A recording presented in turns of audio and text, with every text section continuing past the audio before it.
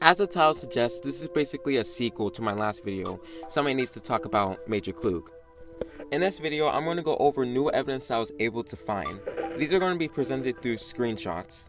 However, most of the evidence presented in this video is publicly available to access. If you go to Cloog's Discord server, type in the search bar to search for users Gary the Gleeful, you should see all of his messages. I know these are his messages because it was the username present in Hallee's video. However, if you need further confirmation, if you jump to page 33, make sure it's set from newest to oldest. Once you scroll around a bit, you should see an audio clip.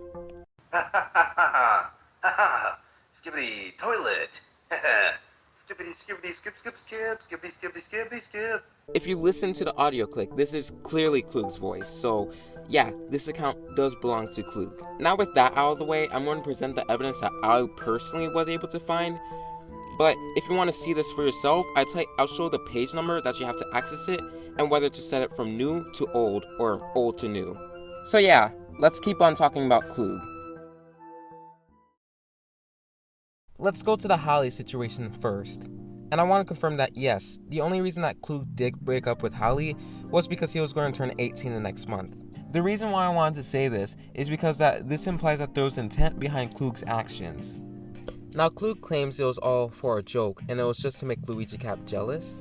However, assuming that Hallee's claims are true, Cloog was with Hallee for nearly a month at this point, sending several messages saying I love you, hanging out with her on other websites such as Whiteboard Fox, and even made art of her, some that you can see for yourself if you look at the chat logs.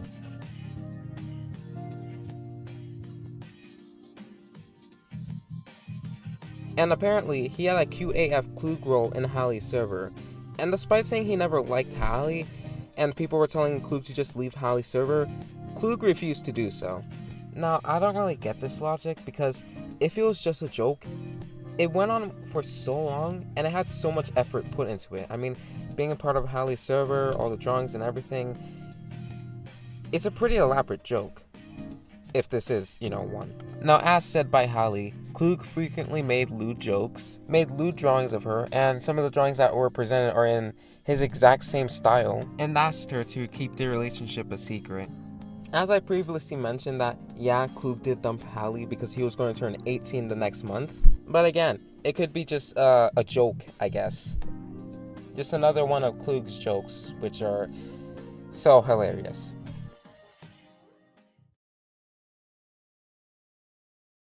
Now let's get to the topic of Fruwffle, who originally went by Owlfinch. Recently I posted a video titled Major Cloog Update. In that video's description, I re-uploaded all the evidence along with a Google Drive made by Fruwffle that contains screenshots of her interactions with Cloog.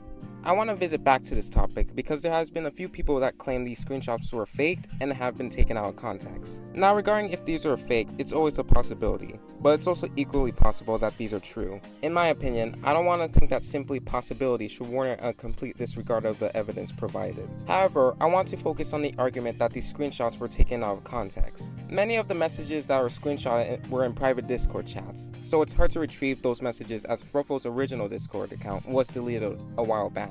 But I was lucky enough that Cloog himself decided to post a bit more context to two screenshots found in Fruwffle's drive, specifically the ones that say "let me sex you" and "comes in mouth." If you set the chats from oldest to newest and type in page 155, you'll see messages posted by Cloog after he was confronted for his jokes with Fruwffle. I want to make this clear, there is information withheld on both sides. But while Cloog messages don't exactly say word for word what Fruwffle's evidence in the drive says, anybody can tell that the profile picture, along with the topic of the conversation in the chat, implies that this was Cloog and he did say these things. And to remind you, Fruwffle was 12 and Cloog was 17, something he was likely aware of.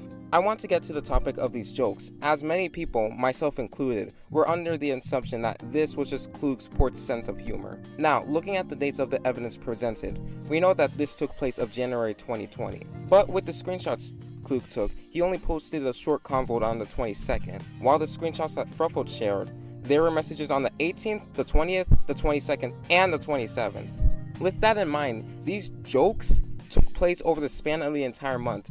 Now, it was only on February 17th, 2020, that Cloog finally stopped engaging in this behavior, as he said it was only a cringy phase. However, if you read Fruwffle's drive, 12 days earlier, there's a screenshot in which Cloog says, don't get caught. And keep in mind, Cloog did have a girlfriend at this time, in which, as Fruwffle puts it, was getting worried about these frequent interactions Cloog was having. I believe that there's plenty of reason for Cloog to say don't get caught, as in this point in time, people were starting to get suspicious of him. I mean, even in his own Discord, people were questioning if Cloog was ERPing with a 12-year-old girl. And keep in mind, Cloog was still interacting with Fruwffle well past this joke ended. Now, I was able to get in contact with Fruwffle, and they were kind enough to make a video. I'll show the unedited version of the video before we move on to the next segment.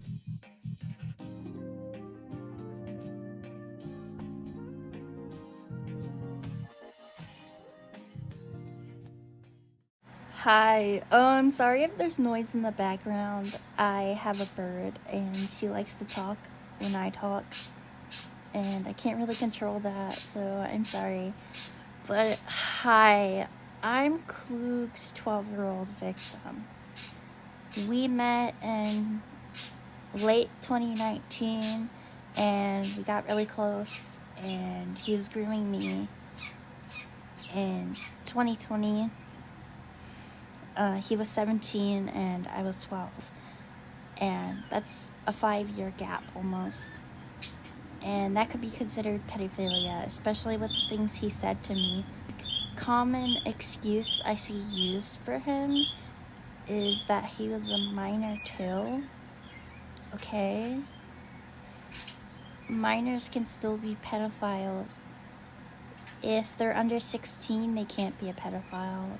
Legally, they can't be a pedophile, but anyone the age of 16 and over can be legally considered a pedophile or diagnosed as one. Cloog was 17, he could be legally considered a pedophile or diagnosed as one.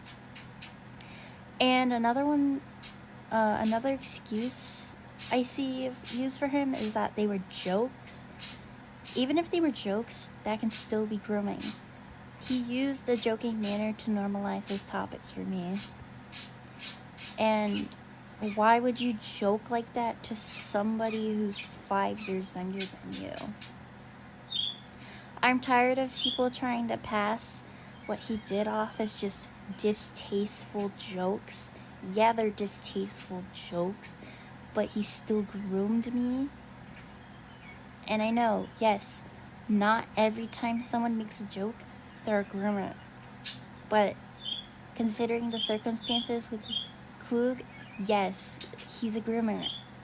And he used those jokes to groom me. People will do anything to excuse what he's done to me, and it really hurts when people do that.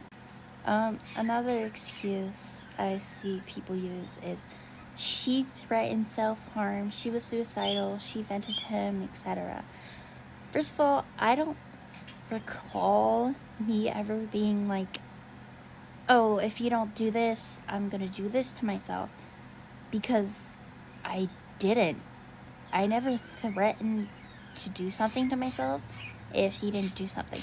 Basically, he would push me away sometimes or reject me because his girlfriend would get suspicious and he had to prove to her that nothing was going on. But as soon as she was assured nothing was going on, he went right back to his stuff with me.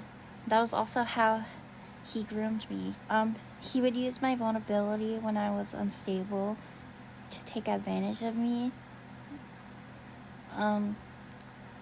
Yes, I would vent to him a lot, and I would be suicidal, and I would be like, oh, I'm not clean from self-harm anymore. But that's because I was actually unstable, and I thought he was a person I could talk to and that he was safe, even though, now I know he was taking advantage of me. And, he, comforted me and all that. But it would kind of be like a cycle. He would push me away and then flirt with me and be weird because he wanted to use my vulnerability when he would reject me. So I could go to him when I was upset because, you know, I found comfort in him. But yeah, that's pretty much all I have to say, is that we need to stop excusing Cloog's actions, because there's really no excuse for what he did to me. Thanks to ButterGoat for letting me come on here and say some stuff. I am open for questions, but please be aware that I might not respond. I have schoolwork, and I actually have